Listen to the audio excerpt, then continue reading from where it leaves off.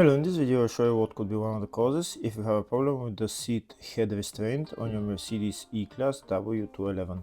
One of the causes could be a blown fuse, so here in the video we'll show you the location of the fuses for the seat head restraint. Before I show you the location of the fuses, first I'll show you how to test the fuses, if they're good or bad.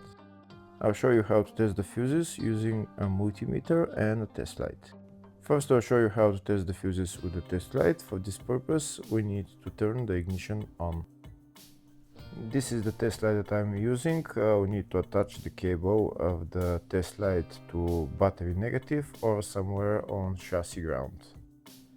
Then we're going to start testing the fuses with the test light. On the fuses there is two pins, you can see them right there before the 30 and after the 30. There is two pins where we touch them with the test light, and if both pins light up, that means the fuse is good. If only one pin lights up, that means the fuse is bad.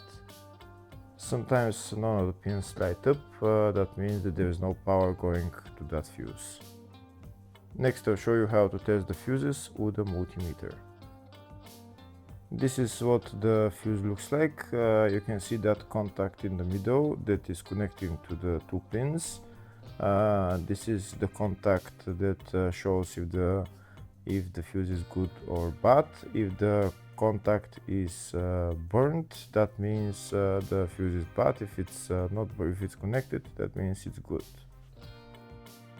When we test the fuses, we should measure resistance with the multimeter. So when we turn the multimeter on, we should turn it to 20k ohms.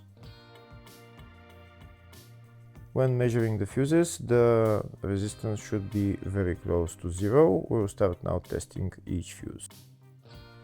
First, we'll touch both cables together of the multimeter just to see if it measures resistance. You can see there is no resistance in the cables, but it measures 0 ohms. Now we'll start measuring the first fuse, and we'll see what will show. It's showing 0 ohms, so that means this fuse is good. Next, to test the second fuse, it's showing 0 ohms, so that means that fuse is good. Now we'll test the third fuse.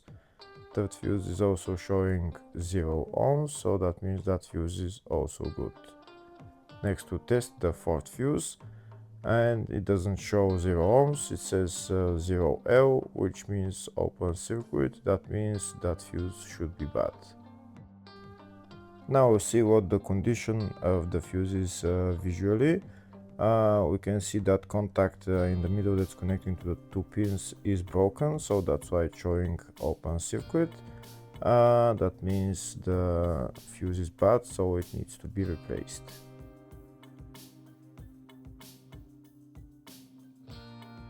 Next, I'll show you the location of all the main fuse boxes on this Mercedes E-Class W211. There is one fuse box in the engine bay area. Its location is right there. This is the fuse box in the engine bay area. You need to open this plastic cover, and then the fuse box is underneath. Next, I'll show you the other main fuse box, which is in the fascia. Its location is right there on the left side of the dashboard. There is also another small fuse box in the footwell underneath the carpet. The other main fuse box is in the load area, just behind this panel.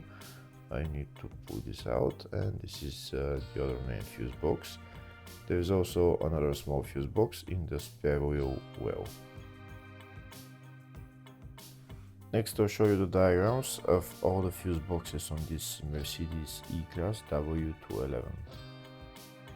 There's one fuse box in the engine bay, in the fascia, in the load area, in the spare wheel well, and at the footwell under the carpet.